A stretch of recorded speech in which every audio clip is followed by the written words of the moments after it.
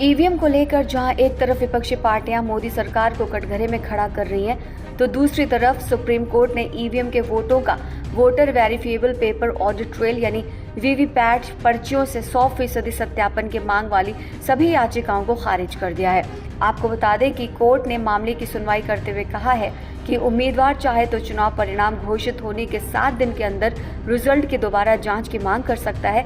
ऐसी सिचुएशन में मशीन के माइक्रो कंट्रोलर की जांच इंजीनियर की तरफ से की जाएगी। सुप्रीम कोर्ट के जस्टिस दीपांकर दत्ता ने अलग से लिखे फैसले में कहा कि लोकतंत्र का मतलब है कि उसके सभी स्तंभों के बीच समरसता रहे और विश्वास का निर्माण करने का प्रयास करना जरूरी है। इसके लिए खुली बहस, पारदर्शिता और लगातार प्रणाली में सुधार के लिए लोकतांत्रिक प्रैक्टिस की भागीदारी जरूरी है। जस्टिस दत्ता ने कहा कि तथ्यों के आधार पर बैलेट पेपर वाले सिस्टम में लौटने का सवाल ही नहीं पैदा होता। जस्टिस दत्ता ने जस्टिस संजीव खन्ना के फैसले से सहमति जताई और अलग से फैसले में ये सारी बातें कही हैं। जस्टिस दत्ता ने कहा कि बैलेट पेपर से दोबारा मतदान पर लौटना या ईवीएम के विकल्प के तौर पर उसे लाना भारतीय नागरिकों के हितों को पूरी तरह से संरक्षित नहीं करता है। उन्होंने ये भी कहा कि जब तक मौजूदा ईवीएम प्रणाली के खिलाफ पर्याप्त सबूत पेश नहीं किया जाता, तब तक इस पर बने रहने की जरूरत है। जस्टिस दत्ता ने कहा कि प्रणाली के किसी भी पहलू पर आंख बंद करना, अविश्वास करना गैर जरूरी संदेह को उत्पन्न कर सकता है और उन्नति में बाधा डाल सकता है।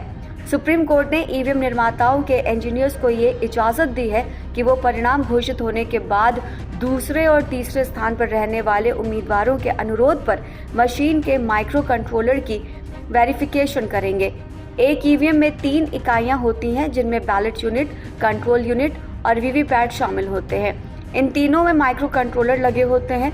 मौजूदा समय में जो व्यवस्था है उसके तहत चुनाव आयोग किसी भी विधानसभा क्षेत्र में 5 मतदान केंद्रों में ईवीएम और वीवीपैट का मिलान करता है। सुप्रीम कोर्ट ने अपने फैसले में कहा है कि जो भी उम्मीदवार दूसरे और तीसरे नंबर पर आता है, अगर उसका आग्रह होगा तो ईवीएम निर्माताओं के इंजीनियर जांच करेंगे। नतीजों की घोषणा के 7 दिनों के अंदर अगर दूसरे और तीसरे स्थान पर आए उम्मीदवार सत्यापन के लिए अनुरोध करते हैं तो उन्हें शुल्क जमा करना होगा। याचिकाकर्ता के पास अब क्या विकल्प होगा, ये एक बड़ा सवाल है। सुप्रीम कोर्ट के फैसले से ये साफ हो गया है कि ईवीएम और वीवीपैट का 100% मिलान नहीं होगा और ना ही बैलेट पेपर पर सिस्टम लौटेगा।